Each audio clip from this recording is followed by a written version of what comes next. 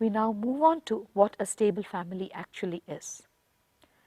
Instilling the concept of joint family or community living. That is what is called as a stable family. When you are with your parents, you hesitate to openly smoke or drink. You can maybe indulge to a limited extent, but it's likely that you won't derail. Taking this further, grandparents living with you instill solid values in the grandchildren. The grandchildren in turn will keep the grandparents in good spirit and out of depression. Infusing spirituality in youth helps the youngsters take on marriage with seriousness. Joint family system or community living helps to create a very stable civilization. This occurs as a result of relationships going beyond a nuclear family into an extended family. A child will have 3 or 4 mothers to take care of. An aged parent may have 6 or 7 children to look after him, so he never craves for attention. There can never be depression in such a society. Moreover, terrorism reduces. Apart from this, Indian marriage is the oldest institution and has been the most stable institution. Its values need to be preserved. Today, there is far too much fantasy in youth. Youth are exposed to many forms of media which sell them dreams about how their would-be should be. Boys especially will choose the eyes from one female model, the ears from another, and create their own dream images. The girls, on the other hand, have fantasies about the boy being a software engineer and so on and so forth. Before marriage, both the genders indulge in these unrealistic fantasies and ultimately actually marry fantasies. They actually marry these fantasies. The problem is we don't explain to the youth the reasons why they should be self-disciplined and moral. Instead, we throw out all reasons and impose a set of rules on them. As a result, they fall into deep depression and resort to addiction, suicide, or terrorist activities. The solution is to give them a compassionate understanding of why they should develop self-discipline. A scientific study based on the genetic links between nurturing and gene expression in children will be touched upon now. This is a recent study which suggests that children with a certain version of a gene that produced an enzyme called as MAO-A, which metabolizes neurotransmitters such as serotonin and dopamine, are significantly more likely to become violent, but only if they were mistreated as children. We begin to understand that it is likely that the genetic effects of the treatment children receive from their parents or others in their childhood does get mapped, and the epigenetic effect or the expression of genes relating to violent behavior and terrorism in those children being maltreated by parents happens.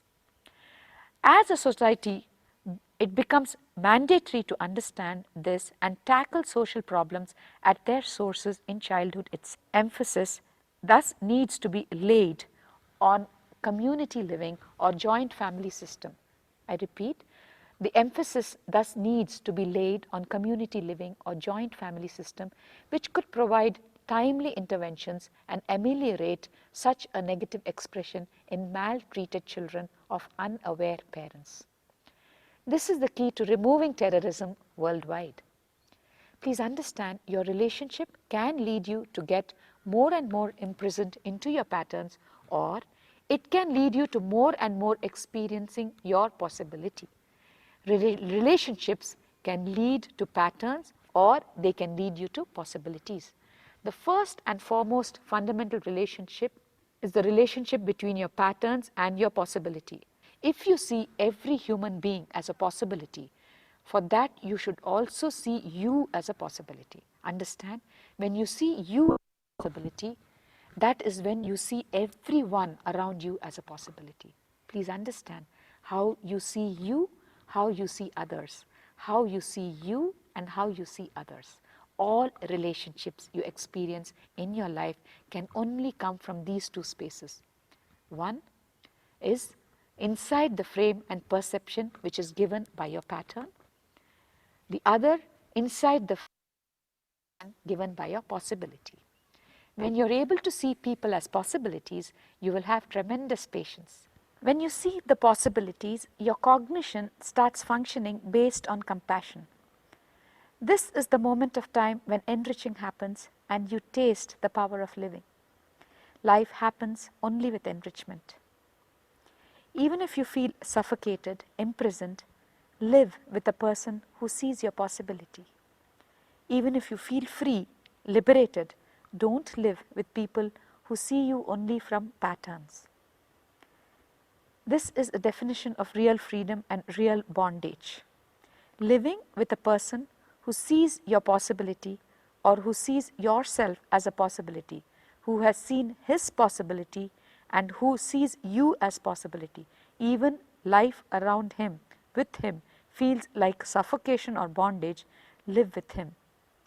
A person who has seen his possibility and seen his possibility into reality. When he sees your possibility, sees you as a possibility, it is the assurance you can take that you are going to become your possibility. Just be with him. Just stick to him. Living around people who see you only as pattern is dangerous. This is having people who see themselves as patterns and who see you only as a pattern.